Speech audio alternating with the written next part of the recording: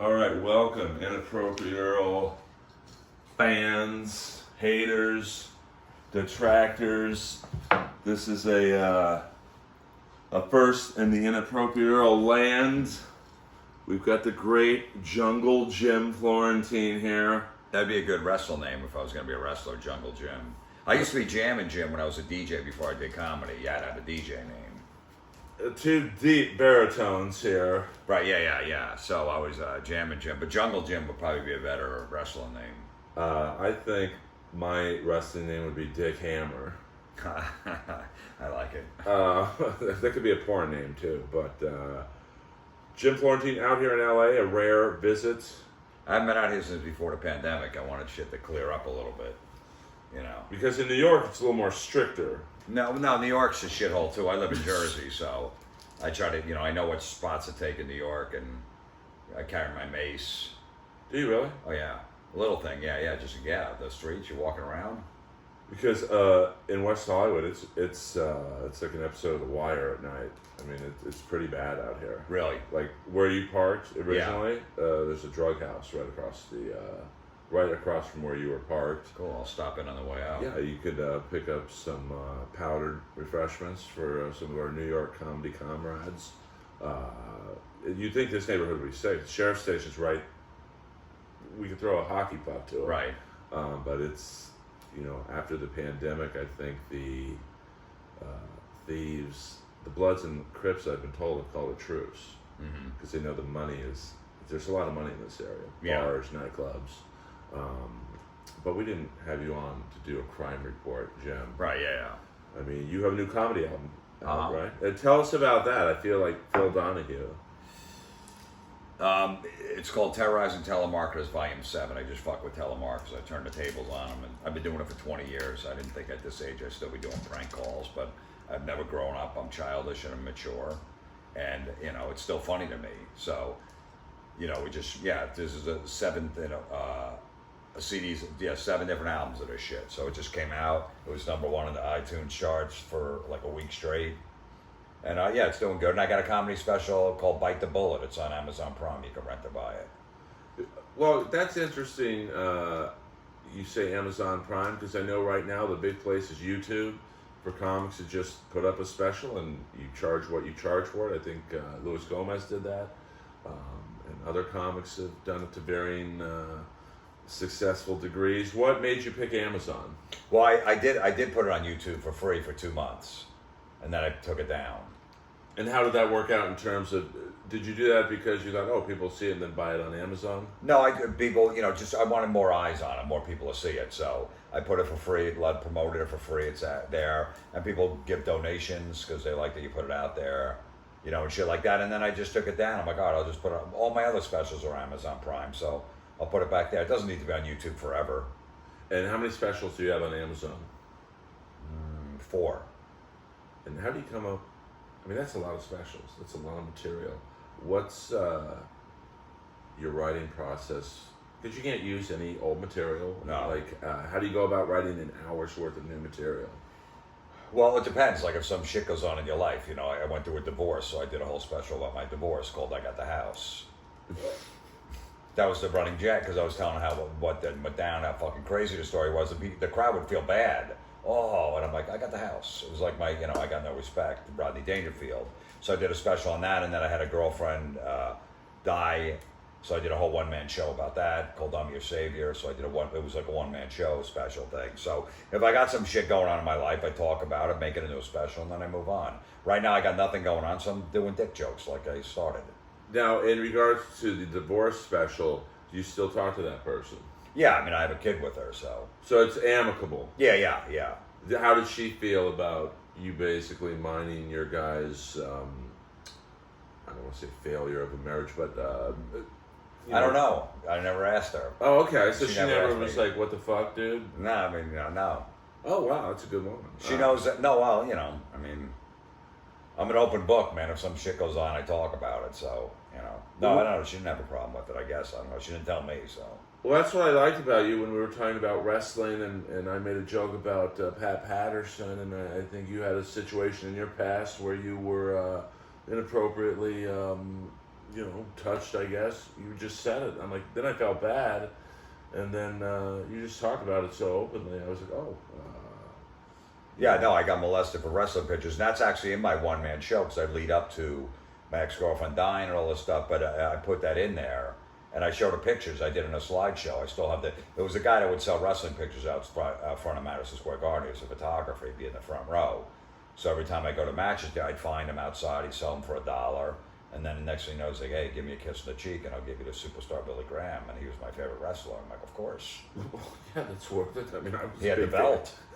But I mean, that's. We joke about it, but that's just. No, we should joke about it. Why shouldn't you?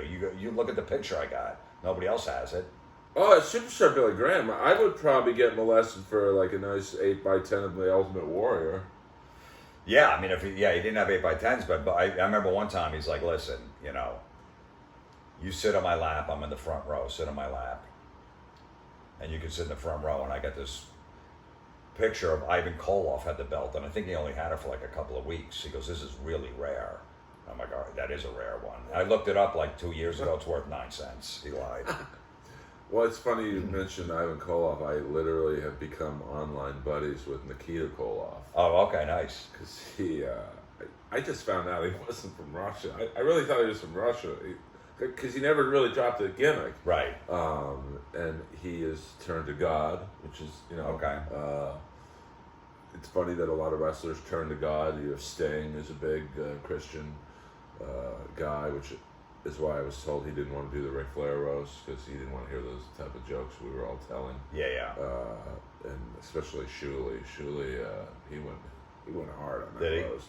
Well, everyone was worried about me. Right. And then Shuley took it to another level. Nice. Are you guys friends from that? Oh, yeah. No, I know Shirley well, yeah. Oh, he was awesome.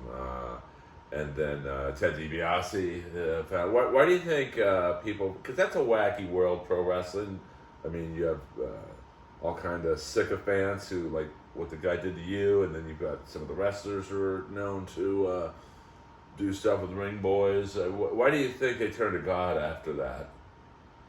I don't know. Maybe because, once your wrestling career is over, it's over, man. You go from making, $300,000 a year, or whatever, and then you're making, you want to do independence, you're getting $50 a night.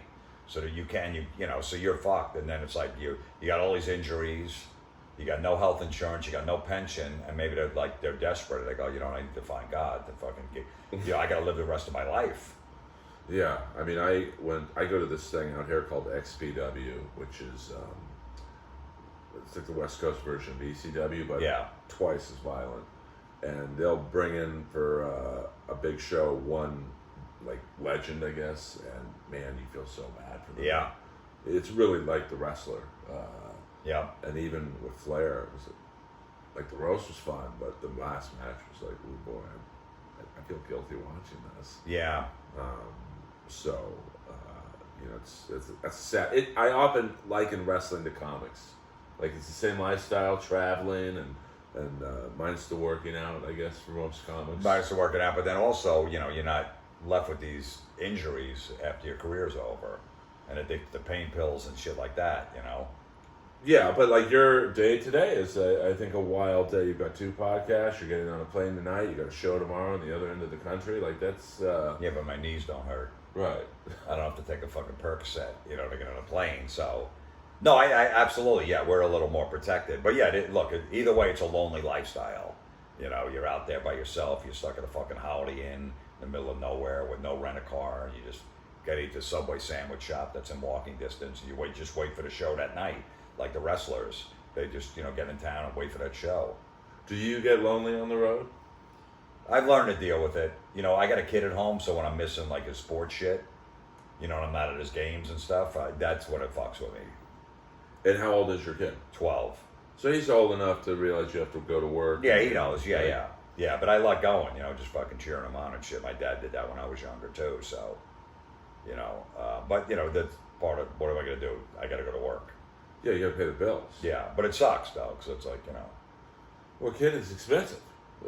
So. Well, that too, but I just like watching him, compete and fucking hanging out with friends and busting balls and all that stuff. Does he like the same kind of music we like? Yeah. Because that's where I first met you. was the At Metal show. I think I went to a taping with Yeah. Dean Del Rey, and I want to say Jake E. Lee was the guest. Probably. And I'm a big fan of his. I just watched the Randy Rhodes documentary. Have Yeah, you I seen saw that it. yet? Yeah. That was fascinating. You forget how young he was when he passed. 25, yeah. And what he could have accomplished. I saw Randy Rhodes with Ozzy 5 times. Really? Yeah, I got a picture. I'll show you a picture on my phone afterwards at a record store meeting of the whole band, and Randy's going like this in the picture, like this. And I go, Randy, and he took a piece of like that. I mean, that's a rare. You talk about a rare picture. Yeah, I mean that one. I mean, someone would have to blow me for that one. That's double anal right there. Yeah, I mean that's. He was. I didn't realize how prominent Quiet Riot was, but they get a lot of shit for basically being a one-hit, one-album band. Yeah. Because each album after that went lower and lower and lower, and but I didn't before their success they were probably Van Halen's competition in Los Angeles, which I didn't realize how. I had no idea either. I didn't know that Randy and Eddie had a rivalry going on. They didn't like each other. I had no idea. I grew up on the East Coast, so I didn't know this whole scene out here. I mean, the Starwood, which is really, I walk by there every day with my dog. It's a Russian deli now, and but you can feel the ghost of that building, and because it was owned by a guy by the name of Eddie Nash, who, Right. if you've ever seen Boogie Nights, he was Yeah. Alfred Molina was basically playing Eddie Nash, but he was instrumental in the 80s metal or late 70s metal world. Motley Crue, and Yeah. I think Rad had played there, and so any chance that metal show will ever come back? Probably not. Is it because I still listen to Eddie's show on Sirius? I would think. Why? You tell me why. Because we don't own it. When the Sopranos did this last season, you think people going up to Galdolfini and saying, "Hey, man, you should bring the Sopranos back. Try Showtime. What about Netflix?" When you're a talent, you don't own anything. You have no. Look at how Chappelle's show got on Netflix. He didn't own it. They fucking threw it up there. He cried. They took it down. But you're just a fucking player on the show. Friends can't go, "Hey, let's go to fucking CBS." Right. We're friends. It doesn't work that way. But if some other streaming service wanted to buy, plus VH1 owns the rights, so they have to go buy the rights to it.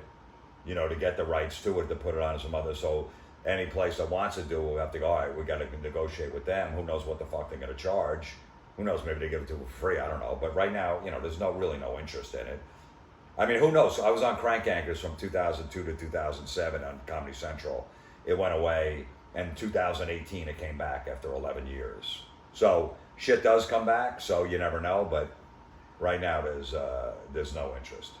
I mean, I would think because you think just because it's the genre of the music, like maybe you can call it At Metal Show or That Metal Show. You just think the interest isn't there for like an 80s metal revival type show? You need a network that would believe in it. You can't, like, people go, what about Netflix? Okay, what about Netflix? Okay, so our lead guest is, the singer of Sleaze Bees. And then meanwhile, there's a Beyonce documentary on there. There's a fucking Drake thing. Like, what's going to draw more eyes? So you got to look at it that way. In our little fucking, small fans of that, of 80s metal, yeah, we're like, the whole world should notice, but they don't. There's a little community that knows that stuff. So as far as, worldwide, nobody gives a shit. Well, you're right. I mean, I'm not trying to impress you by this, but a couple months ago, I was at the Whiskey. Eddie was actually there. They were doing a documentary on Shark Island, which I'm a big Shark Island guy. Okay, right, yeah, wow. That's fucking deep. Yeah. I mean, because I just wanted to see if Axl really stole Richard Black's moves. Right. I'm going to be honest with you. I think he did. Like, really? Because Richard was that the rumor? I didn't know that. Yeah. Well, they say the rumor, and this is why I haven't made it in stand-up. I can give you a breakdown of Shark Island's early years. They say it is like one of those stories that's like no one can confirm or deny it, that people would walk in and Axl would be looking at Shark Island tapes, trying to copy his moves, and you know, when I saw them a couple months ago, you know, he does do the snake thing. You know, Right. No, it's possible. Look, I mean, David Lee Roth from was it Jim Dandy? What was Yeah. it ago? Yeah. Those moves. Was that from Black Oak, Arkansas? Was that Yeah, the same? they Yeah, say yeah. he Same. borrowed- Looked like them. Did the same thing. So it's whatever. They all. Mick Jagger took it from friggin' what's his face?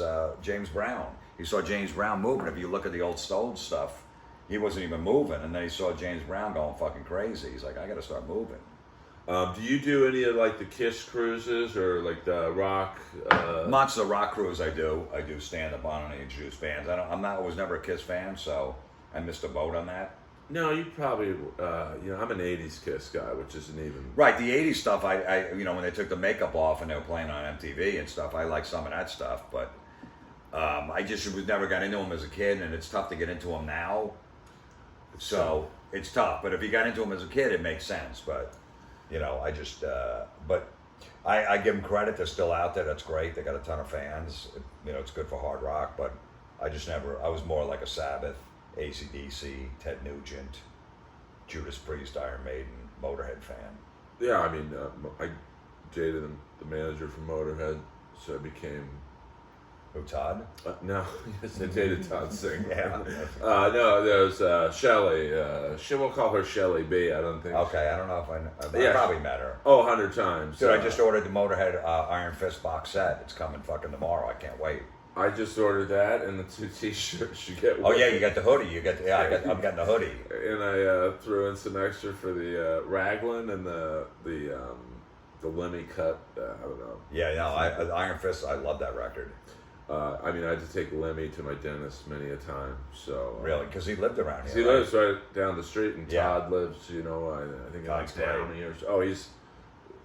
You know, when I wasn't ready, he's like, "Let me get you an audition for Montreal." I'm like, "Oh, dude, I'm probably not ready," because that was like maybe 2 years into comedy, Right. and he just calls up the head of the festival, and I'm embarrassed to tell someone like you this. I sent him a tape of me bombing at a coffee shop with like espresso machines going off and back stands. Yeah, I know. Once they see you and they don't like you, you're done. Yeah, I mean, luckily I got to do the festival through Roast Battle, which is you know. Yeah. Yeah, that's its own animal. So, you've done JFL many times, I'm No. assuming? Once. They never liked me. I auditioned for them and I bombed, so I think that didn't help. But that's crazy to me that, like, why wouldn't they like you? Like, I mean, you're an amazing comic. You know, Russell Peters once told me they don't even know what they want, Earl. No. So, and nowadays I find it to be just a casting festival. Yeah, if one agent has to can submit one of their guys or whatever, I'll take one of the guys. When I auditioned at the Boston Comedy Club back in the day, I bombed, so I don't. They shouldn't have picked me. And then I did like the best of the festival or something.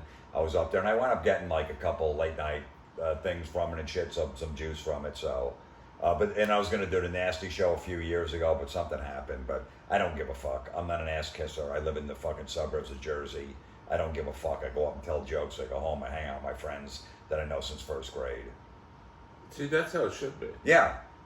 Like, not, but, you know, and I'm sure I don't know if it's different in LA versus New York, but like out here, you have to be such a suck up. I can't. I've never done. I can't. I'm not that type of person. I don't care. I've never been that. I'm like, whatever. I'm a fucking, metalheads. We're loners. We don't want need to fit in. You're right. And that's why I don't want to be sitting at the cool table. To me, that stinks. What's going on over there? Metalheads stick by themselves. They're loners, and they don't want to fit in. I mean, it's such a game. Why can't it just be if you're funny? No, it's not. I know, and I just don't have it in me. I could maybe fake it for a little while, but I'm like, I can't. I've been to hung out with celebrities. I've been to those parties. They're not that much fun. The guys I hang out with since first grade are way more fun. Yeah, like to go to an Iron Maiden show and just take in all the magical. It's fucking beautiful, yeah. Do you hang out with comics at all? Yeah, I mean, I got some Like Joey? Joey's my neighbor, Diaz now, which is great. It's the best. But, I got a small crew back in New York, Jim Norton, Rich Voss, Bobby Kelly, Don Jameson, guys like that. So it's a small little crew. Yeah, I get along with everybody. I don't give a fuck. Yeah, I've never heard a bad word about you. Talk to my ex-wife. Well, give me her number and hey, let's get you Talk on to the podcast. guy that molested me. He's in Thailand right now on a sex offenders website. He's still alive. Is he really? Yeah, I found him. Do you ever, it's hard for me to ask serious questions, but I'll give it a try. Do you ever feel like reaching out to him and going, hey, what the fuck, man? No, well, if I reach out to him, he got any more pictures? You know, Hey, my friend Earl. If you got Ernie Ladd on the top rope, Yeah, he was a great wrestler. absolutely, I'll nibble on your ear again. You know, I might touch his doing if he got a good Kamala picture. He had some fucking bitch tits though, Ernie Ladd. If you look at him, he had like A's and they were sagging. I mean, some of those wrestlers back in the day, not so much. There now. hardly anyone were taking steroids too. So I mean, are we talking like the 70s? 70s Ernie Ladd, yeah. Yeah, I mean, he was a pretty older dude at that time. Who was it? Bad News Brown had kind of a weird body. Like I don't remember him. He was a black dude. He was always playing the militant black character. He was a real life karate champion, 76 Okay. Olympics. He had an Ernie Ladd vibe, but he was a legit badass. Okay. I No thought you were one, talking about S.D. Jones. Oh, yeah, S.D. Jones. Special Delivery What Jones. was his brother's name? He had a brother who Oh, was like a that's right. jobber. Well, look that up. SD would lose all the matches too, but you know it was a better match. No. And he had like those bullet holes in his back, those two little friggin' holes. Yeah. Yeah, I'm like, he must have got shot. They never discussed what it was. Well, how do you think? I've often wondered how they got away with how they portrayed African Americans in the 70s and 80s in wrestling. Like the Junkyard Dog, it was led to the ring in a dog collar. Abdullah the Butcher, a madman incapable of speech. Kamala, Right. Yeah, but then you had George the Animal Steel who wouldn't talk and all that other stuff. So I mean, I don't know if it was necessarily because they were black. Well, it just seemed like the black wrestlers got the worst characters. You're right. George the Animal Steel was a bit of a nut job, but it just you look back at some of those characters now. And go, ooh, boy, that's like when they brought in Akeem. Do you remember? Yeah, that? but then The Rock's father, Rocky Johnson, he was fine. So they didn't. Yeah, you had this Wild Samoans, but they were, okay, they play it off. They're from some island. So the weirdos, they probably lived in Jersey next to me.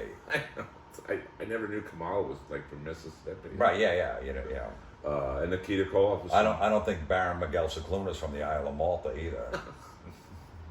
But I watched some of those. Like I was watching a promo right before you got here with Tony Atlas and Ric Flair. Right. And Ric Flair calls him boy. It's like this. Really? Yeah. Hold up. Well, what got you into wrestling though? Like for me, it was just like watching superheroes battle, and this is before I knew it was fake. Yeah. Like, I thought it was real. So did I. When I was 14, I found out. How did you find out it wasn't real? I went to a local match in my high school. Ken Patera versus Ivan Putski was the headline match, and I always liked the bad guys. So anyway, so I went around back. It was my high school, and I knew where they were going to come out. So me and my dad went back there. So I want to get an autograph, maybe a picture, and I saw Putski and Patera come out at the same time and get in the car and drive away. And I go to my dad, I go, why would they do that? They hate each other. Why would they get in the same car? He had to break at me on the way home that it was fake. I started crying. Oh, I cried when I met Kamala, actually at the Olympic Auditorium, which was the legendary. Right. How old when you cried? I was 38. That's fair. No. That's still young. I get it. I'd kill to be 38. I was about 12 or 13, and my dad took me to a WWF event. Yeah. And he took me backstage because he knew the ref.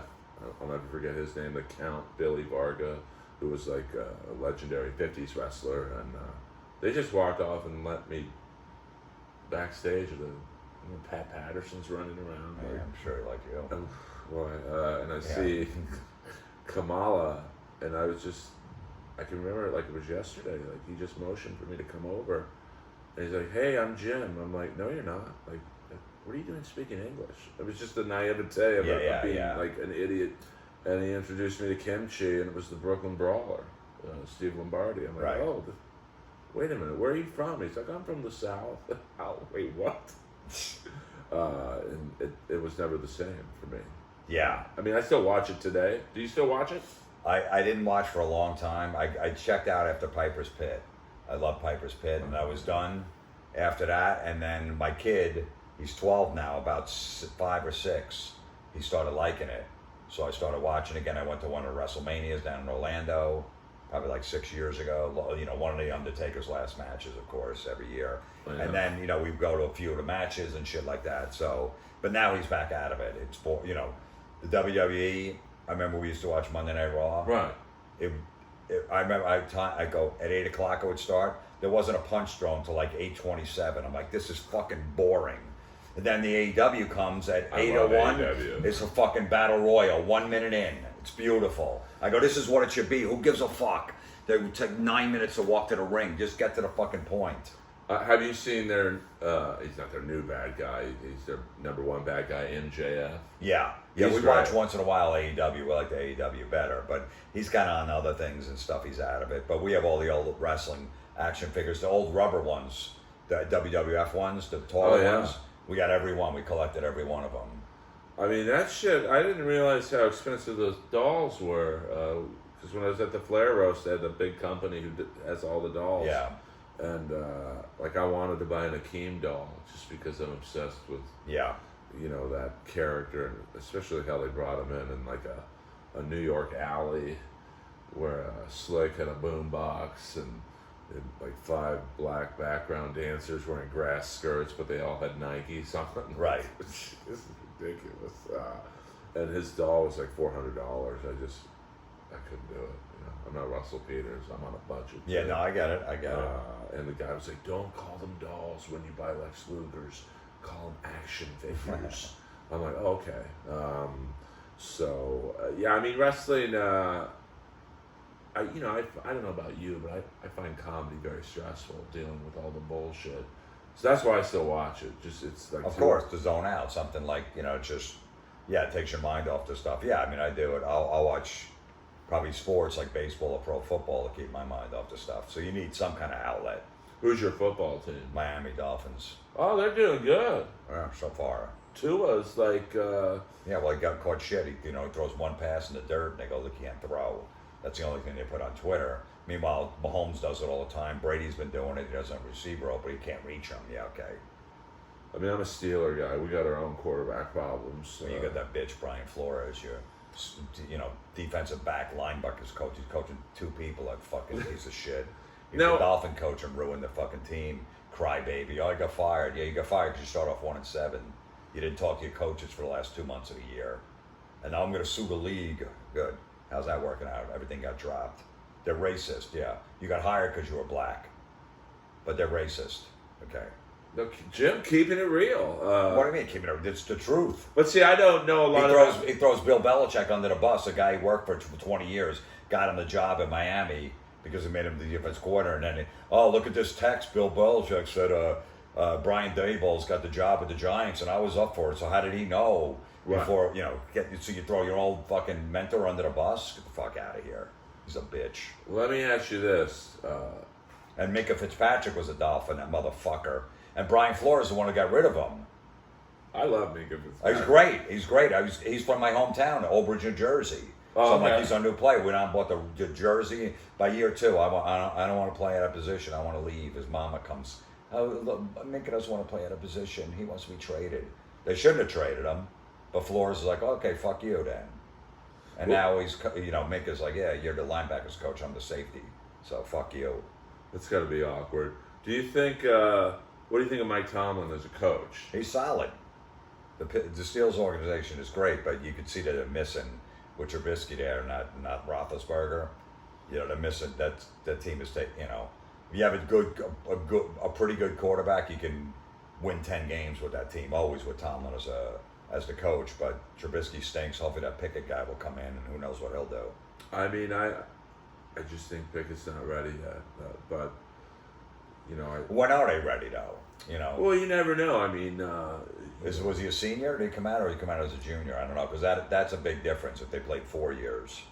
I'm not sure on that. Yeah. But I also am a sentimentalist. I know Rudolph's not the guy, but I felt bad for him in this preseason because he played good. Right. And then people were like, well, he played against the 4th stringers. And then Pickett would play against the four stringers and kill it. Yeah. He's great. Like, Yeah.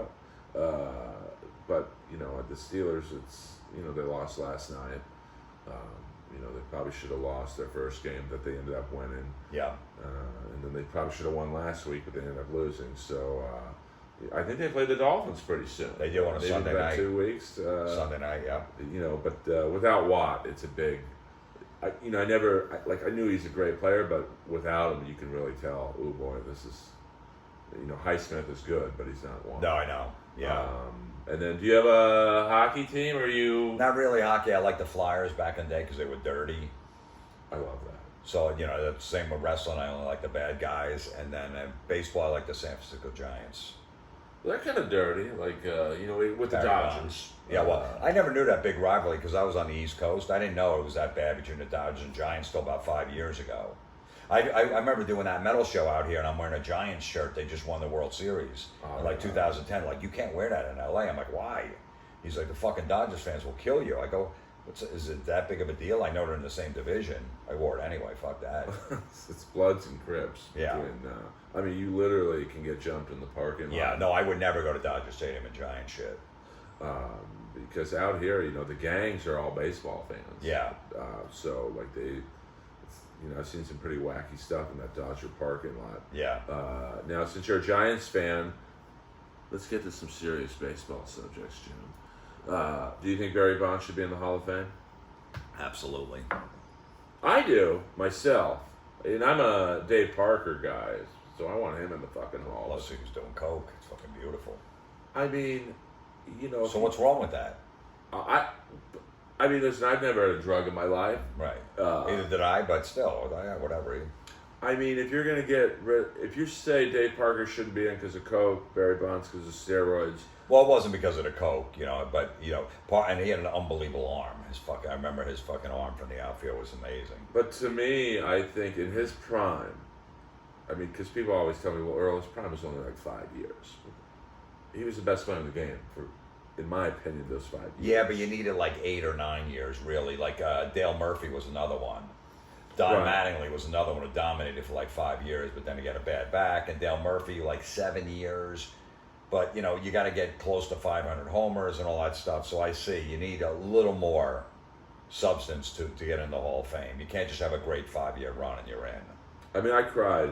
It wasn't a 30 for 30. I think it was whatever the MLB network, they do like a similar type. You cry a lot. I do. And the friggin' wrestler, you found out he was from the South, he cried. I cried. Mm-hmm. I'm embarrassed to tell you this. At least 3 times at the Ric Flair roast. When I met Lex Luger. Right. Because, I'm straight, but what a body that guy had. Right. Like, just, it's like perfection. Yeah.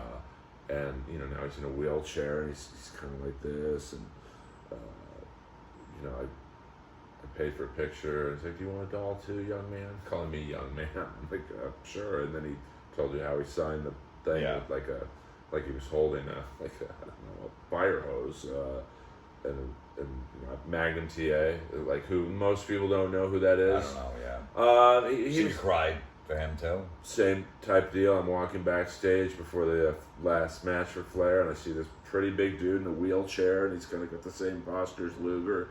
And he's still a pretty big guy, and he was like the John Cena of NWA, early WCW, and then he got into a horrible car crash and was never the same. But I'm like, that's Magnum TA. So I started talking to him, and I could sense myself crying. Or about now, to. Does your girlfriend know you cry this much over this stuff, but probably not with her? Well, ex-fiance does. Okay, ex-fiance. Okay, all right.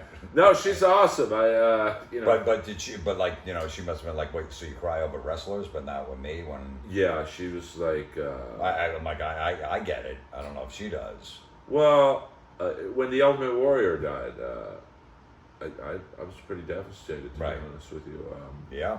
Because we're around so much death in comedy. No, I know. Here's the sad thing. I don't get really sad anymore when a comic I know dies, just because I'm so used to it. No, I know. It sucks that you don't even feel it that much. It's like numb. It's like, fuck, man. It's, I know it really is. As you get older, you start losing people.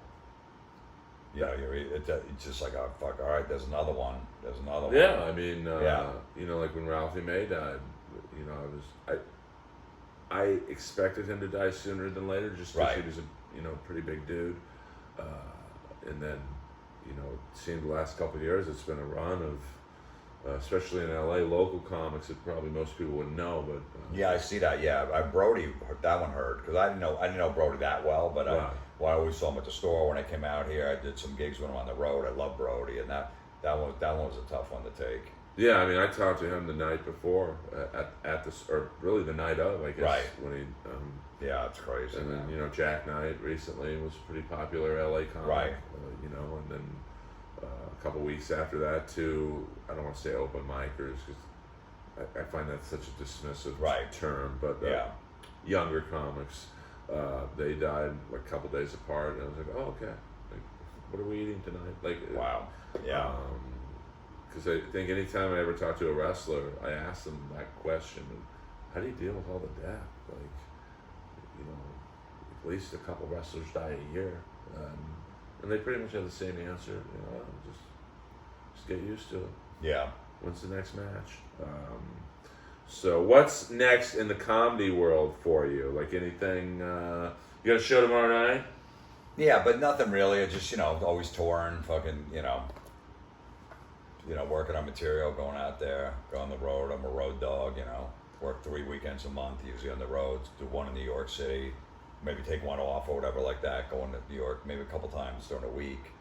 Do some sets. But no, I still love doing it after all these years. I like being out there. Like I still, I'm like, I get fucking paid to just tell jokes. Like sometimes it just hits me. I'm like, this is unbelievable. This is fucking great. I'm my own boss. I make my own schedule when the fuck I want to work. This is awesome. Because you're a big enough comic where I you know, not all, but a lot of the bullshit doesn't hit you just because you're like, hey, this is the gig. This is how much I want. Take it or leave it. Yeah. Which is great. I mean, Yeah. No, yeah, exactly. Or, you know, whatever. Even if it's less money, or if I just feel like doing it, just feel like working, I'll go down. There's a local club by my house. I'll go down there on Wednesdays and Thursdays, do a guest set just to work on material. I'm like, I just like fucking still getting up and doing it, you know. So I love it, man. It's like, you know, I always thought I was gonna at some point I want to stop. I don't see myself stopping.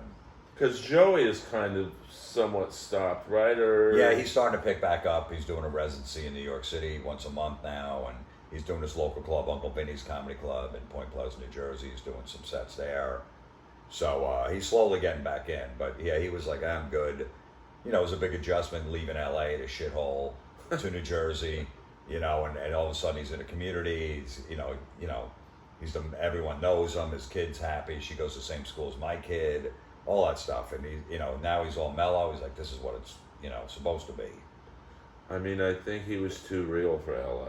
Like, Definitely. Which I love. That's why we always got along. Yeah. There's no bullshit. He's always, I fucking love Earl. Yeah.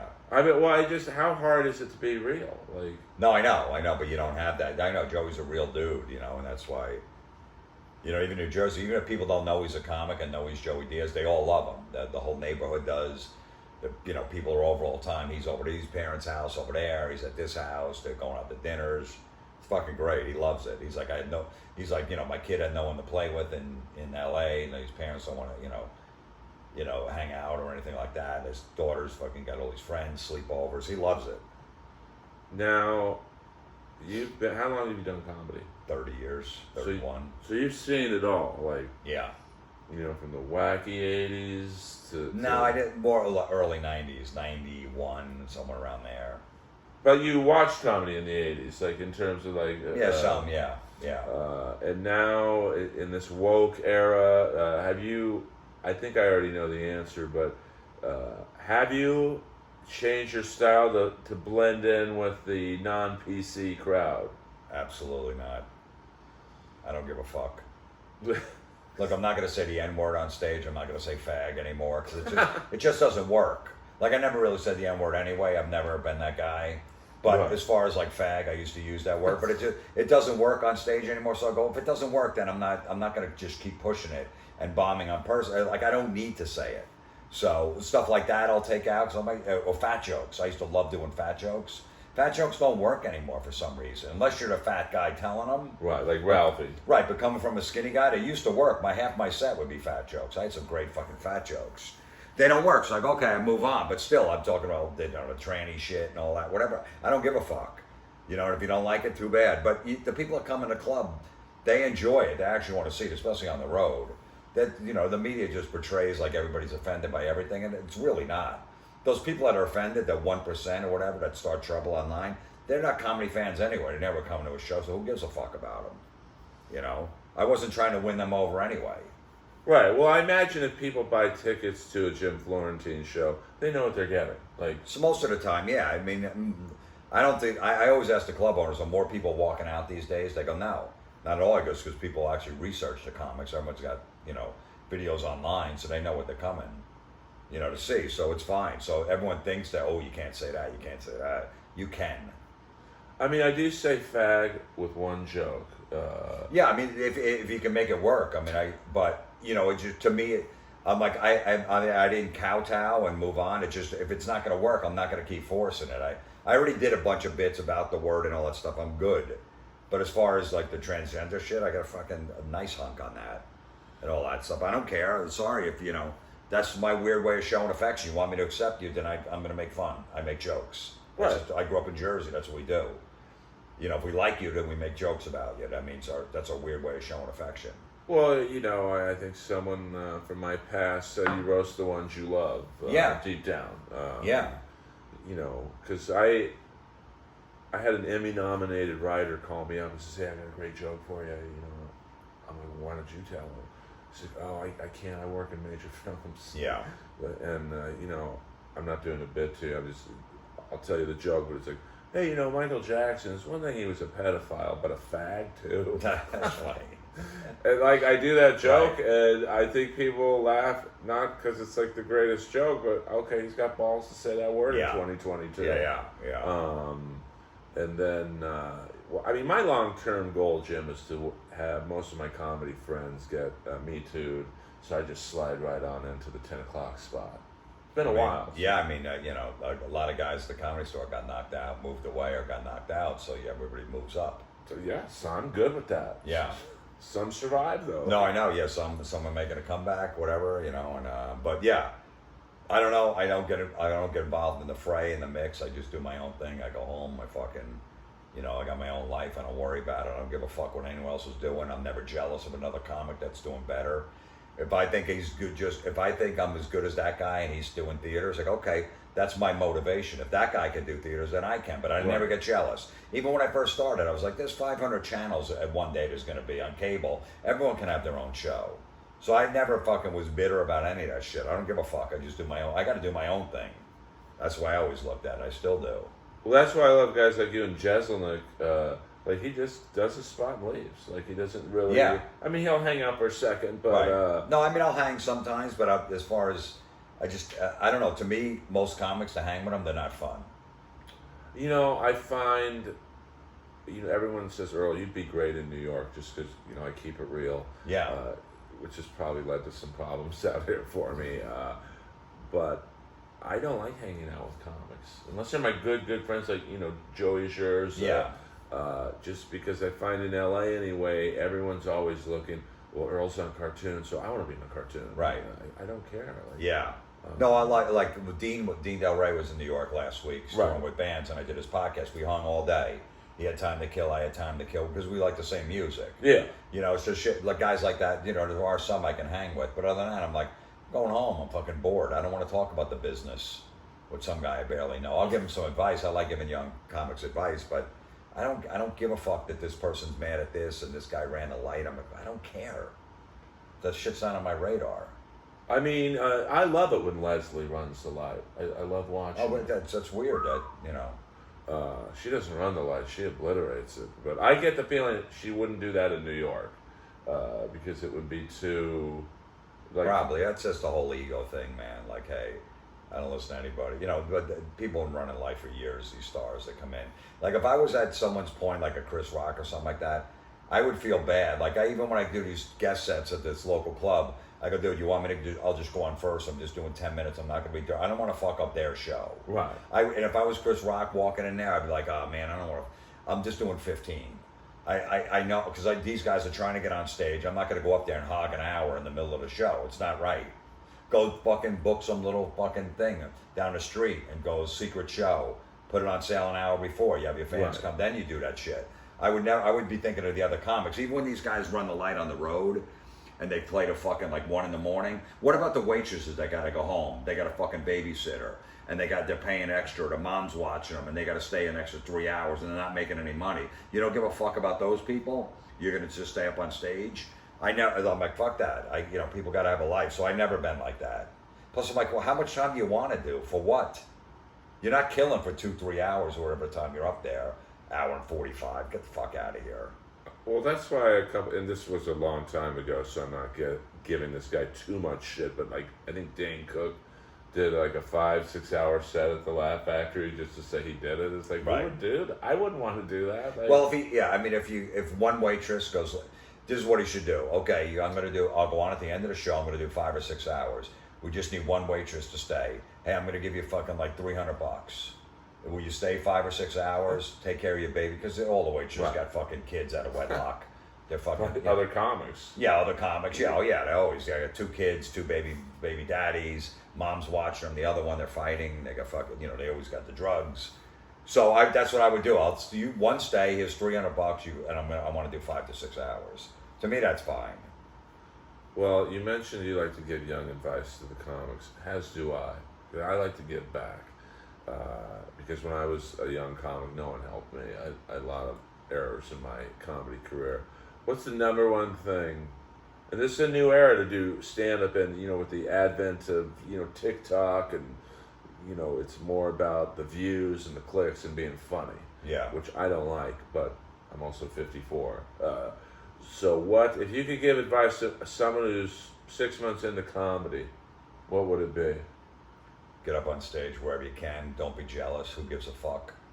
If some guy's doing comedy 2 years and you're doing it 3 and he gets something, like, this kind of, I've been doing it longer than him. How did he get that? Maybe because he worked harder. Maybe because he's funnier. Do your own thing. Who gives a fuck what anyone else is doing? And just keep working on your set, man. Keep writing and don't be bitter. And let it come to you, man. You're not going to even find your voice on stage till like year 9. You're not going to be a good comic till like year 9. You might have 45 minutes. You could hold it your own, but at year 9 is when you're really getting your groove, I think. Oh, I would say it took me 10 years, yeah, at least. Maybe longer, to be honest. But that's when you really start going, all right, now I'm really comfortable on stage. I'm really comfortable taking chances and doing whatever you want. But it's not coming at year 4. You think everything you're fucking right and you're killing and you're not. So. Yeah, I hate it when a comic says they kill. It's like, dude, I was in the room. One guy's like, I got him a guest spot at this club, and he's like, dude, I blew the roof off the place. I go, well, what happened then? I go, did they fix the roof? He's like, no, I didn't mean, I go, no, but seriously, how did you blow the roof off the place? He goes, no, it's just an expression. I go, no, but did they fix it? Is the club closed? He's like, are you fucking with me? I go, no, I'm not, I never heard that before. What do you mean you blew the roof off the place? I was just fucking with him. Right. I did great. And he won't give me a date, because you didn't. I want to record everyone's set that says that. I can listen back. Okay, we're going to listen back. Okay, tell me where you fucking did great here. I hear silence after that punchline. Right. Well, I mean, the ones who usually kill don't say they did. Exactly. It's like, I always say, don't get too high, don't get too low. You're going to have killer shows. Next night, you're going to bomb. You could celebrate, something good happens. You have whatever, but don't get too high. Because, the next night, you could fucking bomb that people are staring at you. And it's going to fuck with your head. So just kind of keep an even keel. Enjoy those little moments where you kill and everything's going good. But just know you got shit coming ahead. Or you're going to have a fucking shit gig. You're not going to do well. You're going to bomb an audition or whatever it's going to be. That's just part of the business. Oh, I still, every now and then, have a soft set. Yeah, of course. And sometimes bomb. Yeah. And my thing is I get on stage the next night. And just... I chalk it up like you had a bad day at work, but it was only 15 minutes instead of 8 hours. What's your writing, like for young comics to see how successful you are? I mean, you've been a long-term success. It wasn't like you just did one thing and you kind of faded away. Like, you're constantly working and the podcast and that metal show, and then when that didn't come back, you still were like getting things, crank yankers. What's your writing process like? You just sit in a room by yourself, or is it? No, I have no discipline because even at school, I just got by. I hated school, so I really should have learned that. I think if you really learn and sit and focus and do your homework or whatever, later on in life will help you sit down and write. I just can't sit there with an empty, page and just go, what am I going to write about today? If some shit comes to me, I'll put it in my voice memo and I'll try to make a bit out of it. Like, oh shit, that's a good time. Let me see how I can try to make that funny. I'll go to an open mic. I'll go on the road or whatever, and I'll start building it. And I put taglines on it. Just keep adding and adding to the bit, to make it longer if I can. And that's how I do it. But it has to come to me. It has to most likely, personal experience, or a friend told me some crazy story. Maybe I can make that into a bit. But if I can't come up with anything, I don't come up with anything. Oh well, I'm fucking, I got nothing this week. I got nothing. But then all of a sudden the shit will come to you. I'm like, this is great. There's nothing better when a new bit's working. Oh, it's the best. It's like a sexual feeling. Oh yeah, without a doubt. It's great. You can't wait to get up and do it and shit. So that's how I usually do it. But I don't have the discipline to sit and write every day. I wish I did, because that works for comics. Just fucking write your thoughts down. You might come up with some shit. I'm not that disciplined. Are you ever like watching TV and maybe you see a funny, I don't know, a toilet paper commercial, and that could be not necessarily make a joke about the commercial, but it stimulates a thought in your head? Maybe, yeah, possibly. But then also it's like shit that happens in my personal life is usually, oh my God, that's good. Right. Some girl will say something to me or whatever. I'm going to use that on stage. Whatever it is, that's how I usually come up with something my kid did or something like that, or I had to go to the school for some shit. Oh my God, that could be a bit. So that's how I kind of do it. Do you ever get ideas at concerts? Because there's so many funny moments that happen at concerts to me. Like the other night, a couple weeks ago, I was at the Killers in Vegas, and that's their hometown, and yeah, you could tell they were like really excited, which is kind of neat to see, like such a big band, like we are on a big room or something. And he said, "Hey, this is going to be the best super spreader ever," and it was like, I haven't thought of a joke yet, but it's just funny to me that he would just say that coming out of the pandemic. And do you ever are at an Iron Maiden concert and you see like two fat people making out? And, this could be a bit like. I don't do too much stuff with music and concerts. There is a ton of material, absolutely. I never really. I don't know why. I probably should. Because everybody can relate to going to a concert. There's probably there is a lot of material. The guy with the big head in front of you, that shit. But yeah, I haven't done it.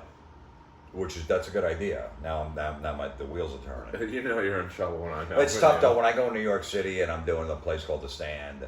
The best. It's fucking best club in the city, no question. And there's 23-year-old girls sitting in front of them. First of all, I'm the devil to begin with. Right. Because I fucking, I'm a guy's guy and they don't like it. You know what I mean? I speak my mind on stage. And then I'm telling them about, I went to an Iron Maiden concert and the singer, Bruce Dickinson, actually flies the plane.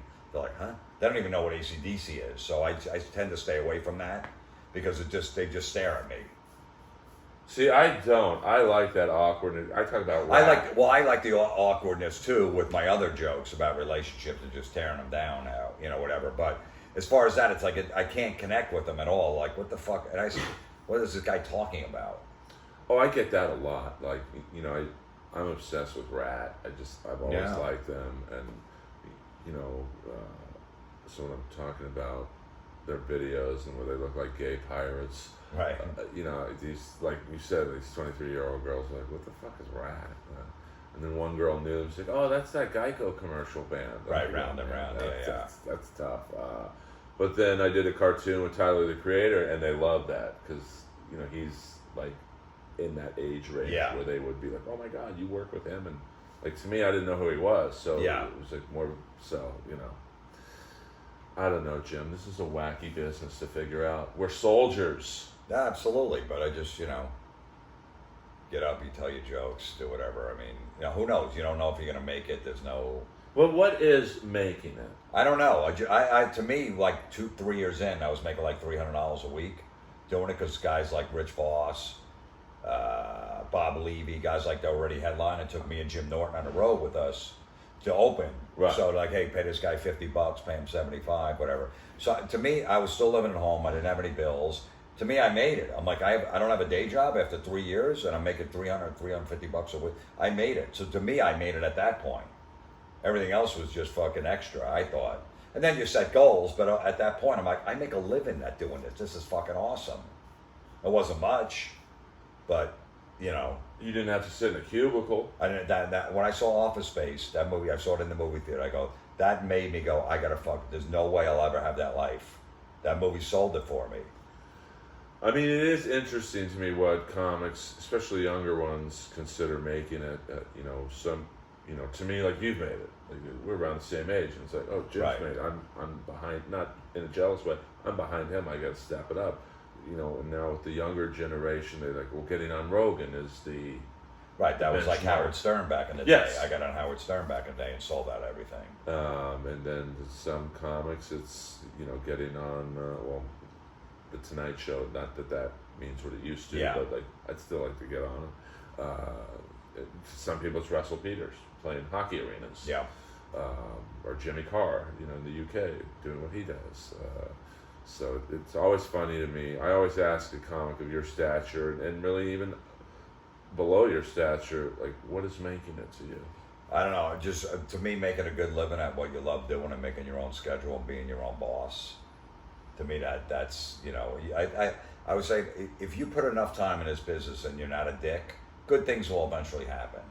If you don't burn too many bridges and you're not that much of a dick, someone's going to throw something your way. That's what I'm planning on. I only have one enemy. Yeah, I've heard. We won't get into who that is. That's not bad if you only have one enemy in the business. I mean, I think I'm pretty clear-headed, and I have a good mind to see all sides of the story. And with that particular gentleman, I still believe I'm right in how I think about him. But I just love it because whenever your name comes up, anyone that knows, his I name love that. comes up. No, your name. But the thing is, I love Earl. He doesn't give a fuck. Well, I do. Right, but I mean, like you're a guy living in Hollywood that speaks his mind, and there's not too many people out there that do. So people respect you. Other comics respect you. Which I love. Yeah. But do you find, and I know you got to go to another podcast. Sorry about this anti-Rogan setup. This is fine, I'm a one-man crew. No, it's all good. I'm often labeled a comics comic. Yeah. And you are too, as well. Like, it's the same thing whenever I hear your name, whether it be through the great Chad Zumach, the Z-Man. He's a controversial figure. I know. I can't keep up with his feuds. I know exactly. I'm like, I can shut. I can. No, I'm feuding with everybody I can. And I, even though I've never met Kevin Brennan, we get along at least through Zoom. Yeah, I yeah. guess. Yeah. But I guess him and Chad don't get along now, and is being a comics comic, do you think? Because that usually means comics love you, but the industry doesn't. Yes. But you're a comics comic, and the industry likes you. Not so much. I mean, I lucked out. Like there was just, lucky shit just happened in my career. Whether it was Howard Stern hearing my prank calls, and then him on the show, and then Jimmy Kimmel hearing my prank calls on Howard Stern and picking me for crank anchors back in the day. He didn't know who the fuck I was. He just liked my style. Just shit like that's happened. I'd run into Eddie Trunk, because I didn't know him growing up, but he, with the heavy metal music, I see him at a con. Hey, come on my radio show. Hey, we're pitching a show. I'm going to pitch a show to VH1, a heavy metal talk show. So shit's, almost like Forrest Gump. Right. Shit just happened in my career, but I've been around a while, and like I said, I'm not, if you're not a dick, someone's going, hey man, I want you to play this, I want you to be part of this or whatever. So that's the way I look at it. Because I don't give a fuck. I don't get into these feuds. I don't care. I stay out of it. I don't need that drama in my life. I tried, to avoid the fray. No, I get it, but you're living out here. I never moved out here. I'm not an ass kisser. I just can't. I speak my mind, and I know people aren't going to like it. And, it's just, to me, I can't hang around with phony people. I'm forced to hang around phony. Yeah, I get it. Look, if I didn't have a kid, I might have been out here. He's 12 now. Obviously, I can't, but I might have came out here for a few years and just gave it a go. But I just never really liked it that much. I just come out for 4 or 5 days, Right. every 3 months or so, and do my business and get the fuck out. I mean, I would probably move to New York, but I don't want to start over again. Not that I Right. would, you know, but like I get it, you know, I'd be on lineups with like you and Voss and Right. Bonnie and you know, I shouldn't go on in the middle of that lineup. I'd be going on at the end again. Like, I don't want to start at 54. Right. I don't know if I want to do that. Yeah. But, you know, I love the stand, and you know, I can't wait to come back there. Patrick Milligan is the best. He's awesome. Yeah. And Chris was on this podcast. You know, it's like, why can't all club owners be like you guys? No, And they just had bookers. the 10-year anniversary this past Tuesday. Were you on that show? Yeah. And how was that? Phenomenal. That's great. How? Yeah, and it was great. Big party and stuff like that. I did their first show back in 2004, Cringe Humor, they were called. Oh, I remember. Yeah, it was me, Patrice, Jim Norton, Rich Voss, Bobby Kelly, and I think Ben Bailey was the lineup. So I've known those guys from day one, you know, and they're awesome. And that's the club I work. I don't work any other clubs. I don't care. I'm comfortable there, and it's like I don't need to run around and do 17 sets. Yeah, a lot of people like. Yeah, I'm like, I'm good. I'm just like, let me just hang here. I got another show in an hour. That's fine. So. I think my favorite Patrick story is, you know, I'd never met him before, although I was a big fan of Cringe Humor and like, Yeah. the newsletter. I was like, I think they were ripping into Dad Fan. I'm like, man, these guys keep it real. Yeah. It was my first time on TV doing roast battle, and you know, it's like my heart was palpitating. Even though that's not stand up, it was still like a big crowd for me to be in front of, and I just felt this energy staring at me, like Darth Vader. And I look up in the balcony, and Patrick's like just staring at me. Like, it was like the weirdest thing to feel him staring at me. This before you met him? Yeah, I Okay, talked to him maybe online a few times, but he's been awesome to me, and you know, Chris is like the best. Yeah, and, yeah. All right, Jim. This is now time to plug your shit. All right. Where can people find you? Whatever. I got a podcast called Everybody's Awful.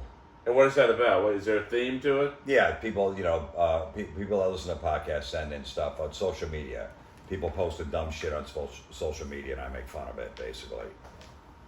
And Twitter and all that shit. Well, yeah, and then I got my Terrorizing Telemarketers Volume 7 is out. Wherever if you like prank calls, you'll like it. Me and Don Jameson fuck with them. And then my special, Bite the Bullet, is on Amazon Prime, the rent or buy, and my website's jimflorentine.com. Please buy a Jim special on Amazon. What is it, like $4 or something? I think so. I didn't even look yet. I don't know what they're charging. Jim's a great guy. Like, you know, I aspire to be what he is. You can be successful in this business and not be a dick. You know, you can be successful in this business and be a complete dick. But Jim's one of the real ones. You know, it's $4. He's not going to be Russell Peters showing up in suicide door cars. But, you know, it'll help with his kid, his ex-wife, his current girlfriend. Support good people in this business. And then you won't have to listen to bitter people like me. I'm like the ultimate warrior. I'll never let go of my bitterness. Never. I'm like Rambo in the hardware store.